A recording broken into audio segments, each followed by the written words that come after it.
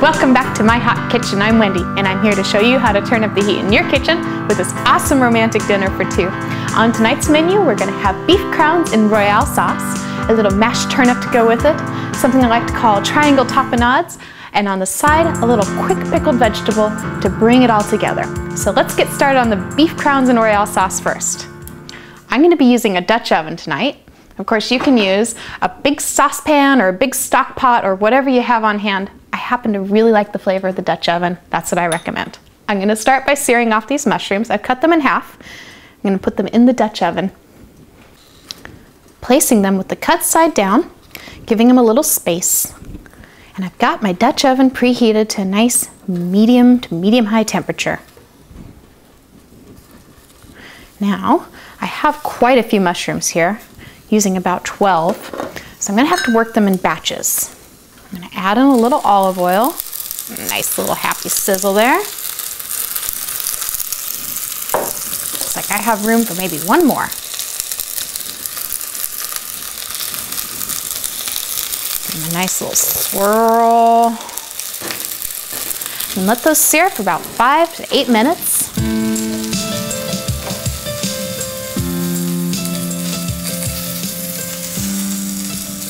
Let's take a look and see how much color we've developed on these. Oh yes, that's a nice golden brown color. Let's go ahead and get these out. Set them aside and bring in the next batch.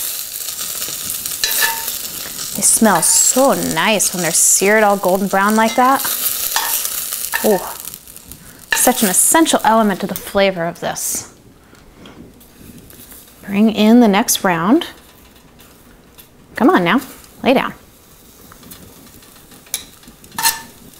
Same principle here. Again, give them a little space.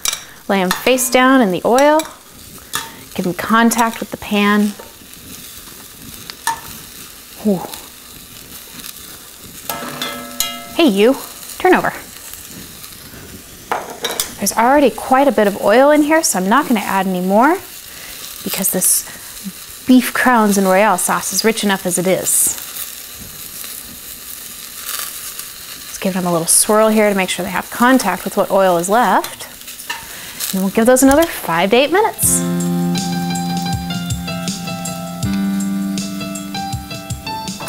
Okay, my little mushrooms, giving you a little bit of time here.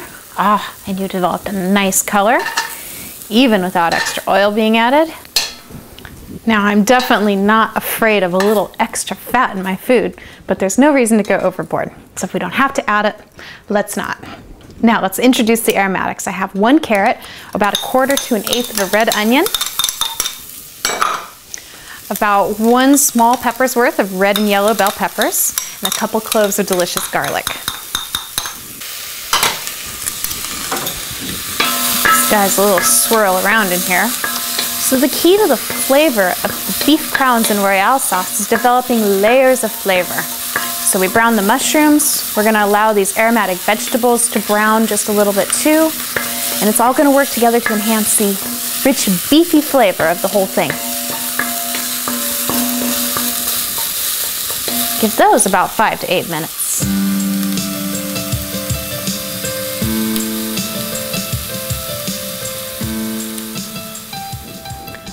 Okie dokie, the aromatics are looking incredible. You can see that the onions bore the brunt of the heat and they caramelized the most, but there's a little touch of color on the carrots and the peppers. So let's get these out of the pan. I just want to remind you that, again, you don't have to use a cast iron Dutch oven for this. You can use a stock pot or a soup pot or a nice big saucepan. They'll all work fine. I just think you're going to get the best flavor out of an old-fashioned cast iron Dutch oven. Make sure I get it all out of there, because anything left in there is going to burn with the next step. So let's move on to the next step. Let's take this delicious chuck steak here, and I'm going to liberally salt and pepper it. I want to make sure it's well seasoned and just give it the chance for the salt and pepper to totally penetrate the meat. If you do this step right, you won't need to add much salt and pepper at all at the end. I'm just going to reach in there with my hands, kind of toss it all together. And the next step is to dredge it lightly in flour. So I'm just going to transfer the whole mat to a plate with flour on it. There we go. Just want to dredge them in flour for a couple reasons. One, to help them develop a little crust flavor, or a little flavor of crust. And two, you're going to need the flour to help thicken up your sauce. So let's get these into the Dutch oven here. We don't have to be too fussy with the beef. It's not nearly as fussy as the mushrooms that need all that space. Just want to make sure at least one side has contact with the cooking surface. And then we're going to dress this up with some decadent duck fat. About 2 tablespoons worth.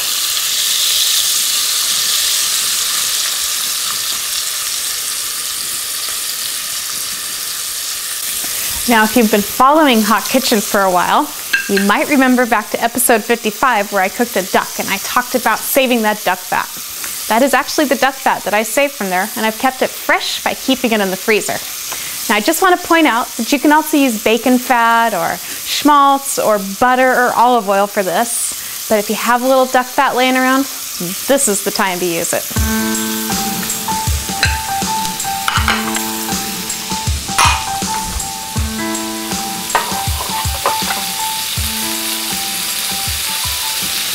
Let's see how this lovely beef is doing. Oh yes, I like that very much. You can see the nice crust on there. Okay, moving on. Give it a little toss here. It's gonna get real loud. And let's reinsert the vegetables. Bring that down a notch.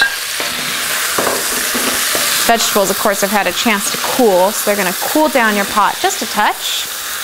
Keep tossing it all together. And then there's just 3 more ingredients to add. I'm going to add about a cup of red wine. And here's a little tip. Use the same red wine that you're going to be drinking with dinner to make it pair perfectly. And about a quarter teaspoon each of dried thyme and rosemary. 1 more little stir to blend those herbs in. And then you just want to bring this up to a boil, drop it down to a simmer.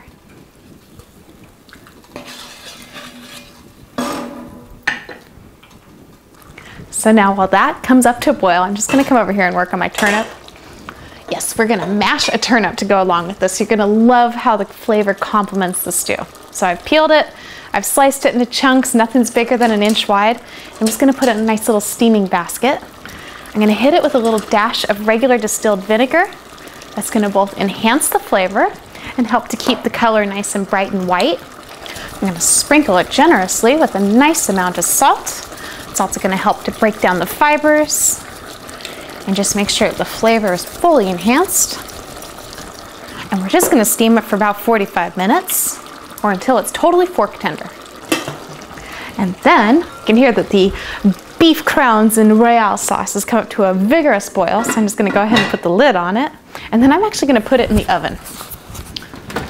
Get the door open now. Grab the hot pads. And I've got my oven preset to 350 degrees. I'm just going to check on it in a few minutes, make sure it's still got a nice little simmer going.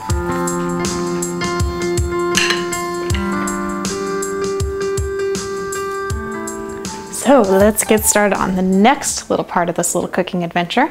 We're going to make some quick pickles. These are going to be a refreshing side to the very grown-up beef stew that we're making. So that's 1/2 cup vinegar and 1/2 cup of water. And I have it put in a pre-warmed pot. To that I'm going to add a little bay leaf, 1 little allspice, 2 little whole cloves, about a clove's worth of garlic, about a 1/2 teaspoon of coriander seed, 2 tablespoons of sugar, 1 tablespoon of salt. Now I'm going to crank up the heat, bring it up to a full boil, and whisk this all together because I want the salt and sugar to fully dissolve.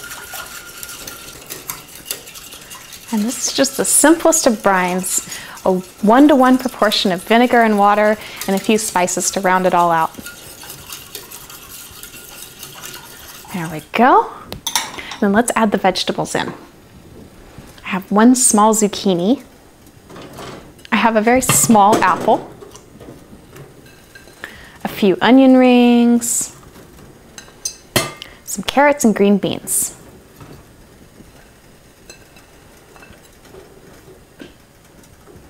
Now there's really not much to do here except wait for it to come up to a boil. And yeah, you can see that I have too many vegetables for the brine, but that's okay because they're going to soften up as they cook and I'll be able to stir them in.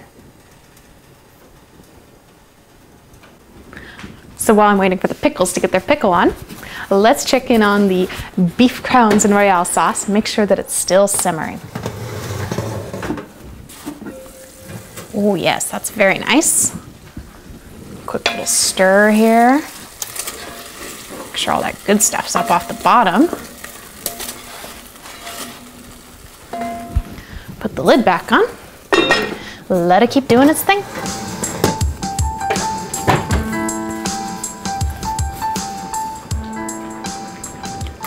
We've got some bubbling going on over here. So that means that the brine is going to do its work on the vegetables. It's going to infuse them with all that flavor, make them tart and salty, a little bit sweet. It's going to fold the goodies around in there a little bit. And we'll let them go for a couple more minutes or until they've slightly softened. Let us see how these are doing. Pull out a little zucchini here. Perfect. You can still feel a nice pushback, but it's softened up a little bit. So now it's time to start taking these out. Scoop them out a couple at a time here with a slotted spoon so the brine can drain out. The onions are making this a little bit challenging, but no worries, we'll get around it.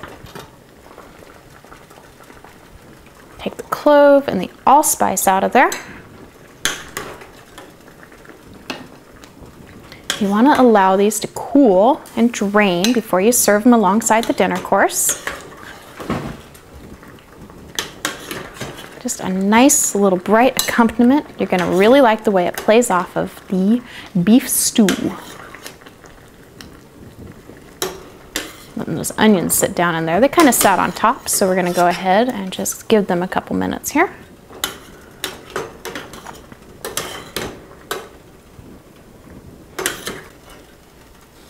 There we go. They're all out now. Turn off the heat on that brine. And then these need to go in the fridge to chill down. Now with that done, we can move on to the tapenade triangles. So we're going to start by making up a little tapenade. You can use whatever type of olives you like. Kalamatas, black olives, green olives. These are some nice Greek olives that have been marinated in garlic.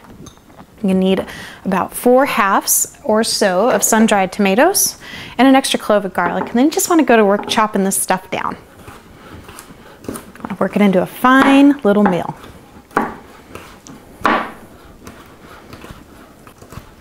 Now, a tapenade basically consists of olives that have been chopped very fine to almost a puree-like consistency and some other flavoring ingredients.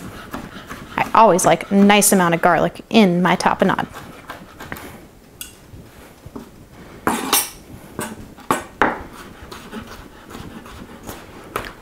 I'm going to cut through. It's going to take several passes if you're doing this by hand. You can always use a food processor if you want to speed this up.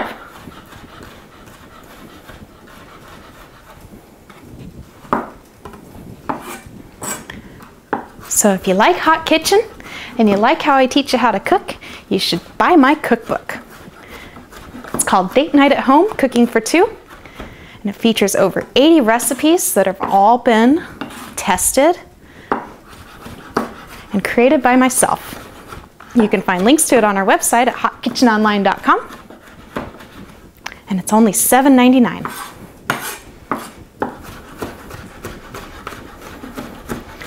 Please support our dream by buying the cookbook and watching our show. Thank you.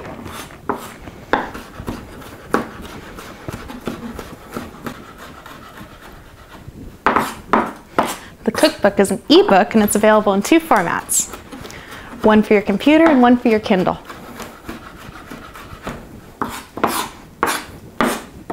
And I just really worked hard on that book to make it pretty and beautiful and easy to read. Included lots of helpful tips. And the hardest part was, though, that I had to go through and test all the recipes.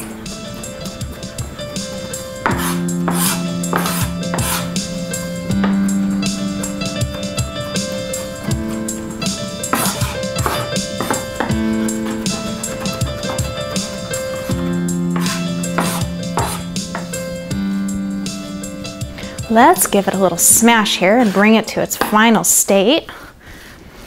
Smashing it with the blade of the knife to kind of puree it. It won't really puree it, but it will help move it along.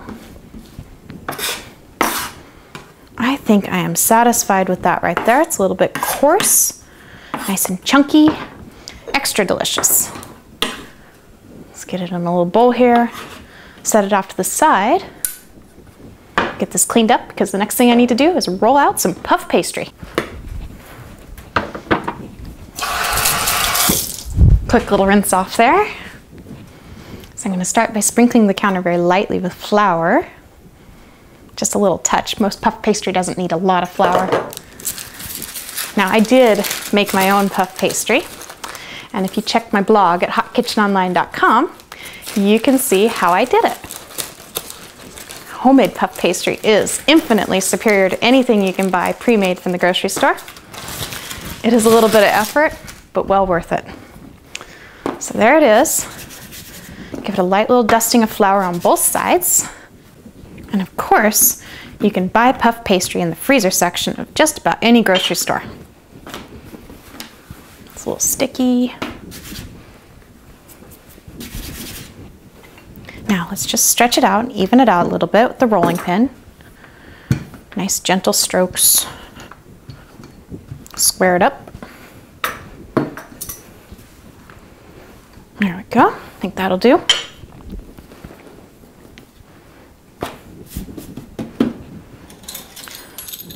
Then we're going to cut this into nice triangles.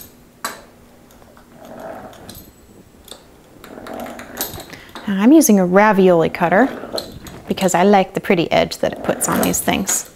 However, a regular old-fashioned knife will work great too. And now I will grab my baking pan. I'm a fan of lining baking pans. Whether you use a silicone mat or parchment, that's up to you.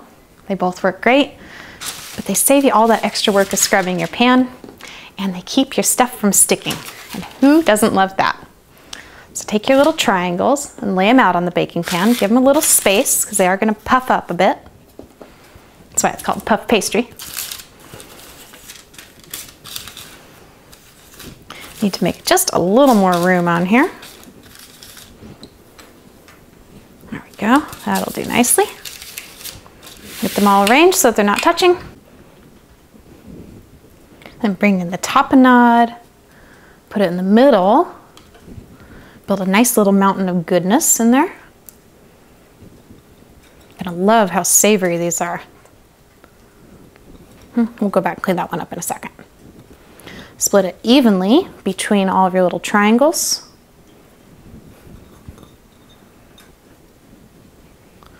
Steal a little from that one.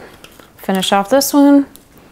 Clean up the edges over here because you want to allow the edges to be free of the weight of the tapenade so that they puff up nicely. And sprinkle on a little bit of goat cheese.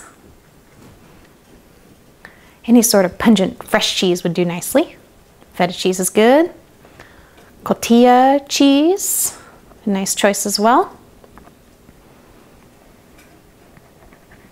And just kind of let it be random and fun. And let's put these guys in the oven. And I'm going to put them in the oven, a little shared space. And let them cook until they puff up and turn brown and crispy.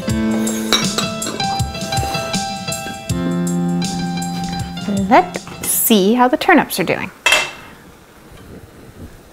Give them a little stab here. Oh yeah, breaking right apart. That's good stuff. Let's get them out of the heat. Slippery little buggers.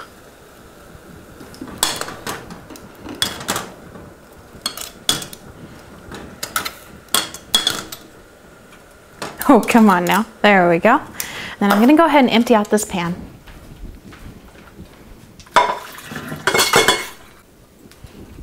And return back over here. I like to work with a hot pan when I'm mashing anything like potatoes or turnips or yams or whatever.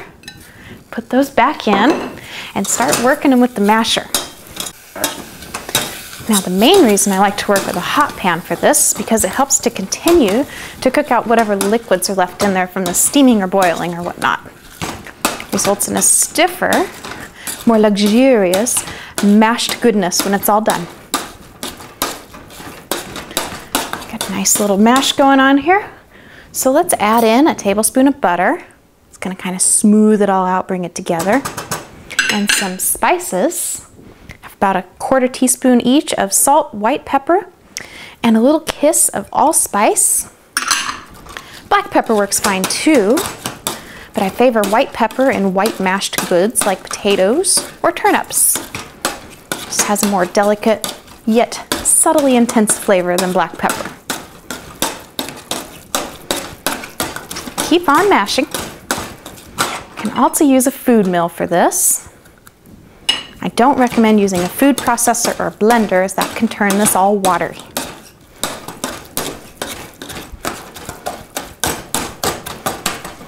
Now let's really smooth it out with a little splash of milk. If you want to make it extra luxurious, a little heavy cream is nice too. A little bit more. I'm going to add about 1 ounce altogether. This is nice. Now, turnips are very similar looking to rutabagas. The good thing is they'll both work wonderfully for this dish if you get confused. One key way to tell the difference between a turnip and a rutabaga is that it's mostly just the top of the turnip that's purple and the rest of it's pretty white. Rutabagas are almost all purple. Now, of course, if you're talking produce, there's exceptions to every rule. So I'm sure that some of you will run across rutabagas that look like turnips and turnips that look like rutabagas. But like I said, don't worry, they both work great.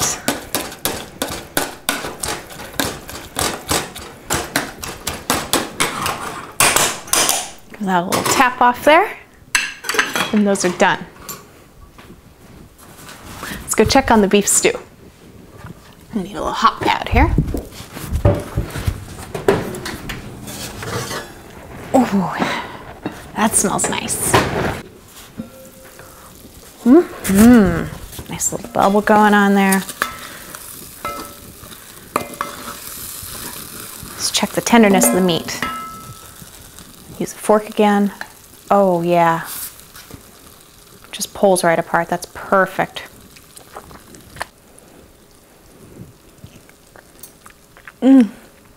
The sauce that coated my fingers is exquisite and perfect. So I'm just going to put the lid back on there. Make sure it holds its heat until the little tapenade triangles are ready to go. Let's see if the little tapenade triangles are ready. They sure are. Lightly golden brown, nice and puffy, smell extra yummy.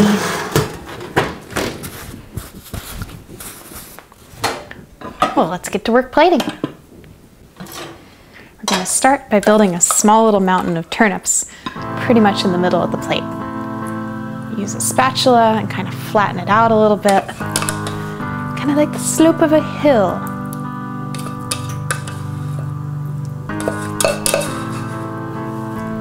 Just tip your spatula to draw it down.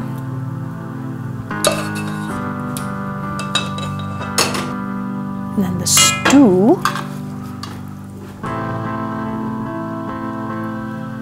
There we go. Cascade it down the turnips.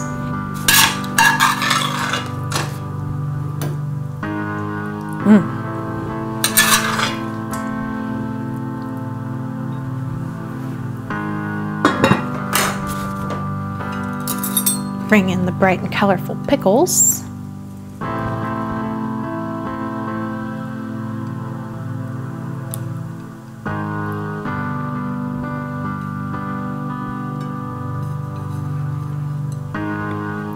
Hug those up close.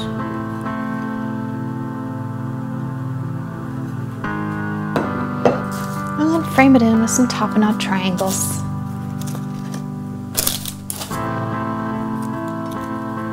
And these are ready. And there you go, another awesome idea to feed your sweetie on your next date night at home. Separate all these ingredients out and they're kind of plain. Put them together in this manner and they're incredible. A true grown-up feast.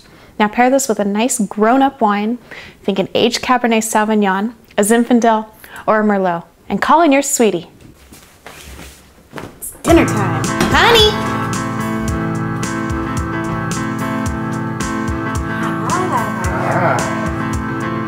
But I made you. Delicious. Wow, that looks really good. Yeah, this is...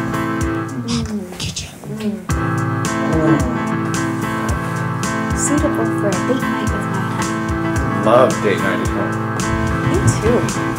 Thank you. You're very welcome. Oh, this looks delicious. See that puff pastry I was working on yesterday? There it is. So flaky. This is such a hot kitchen.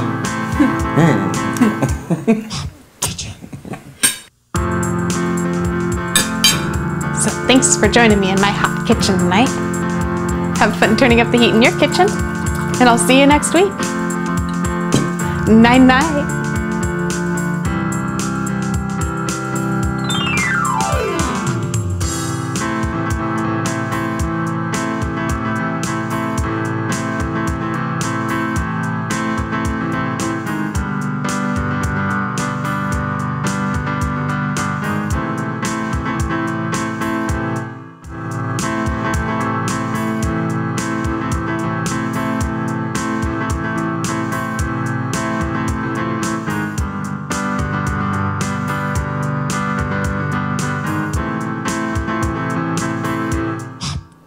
Pet the kitties.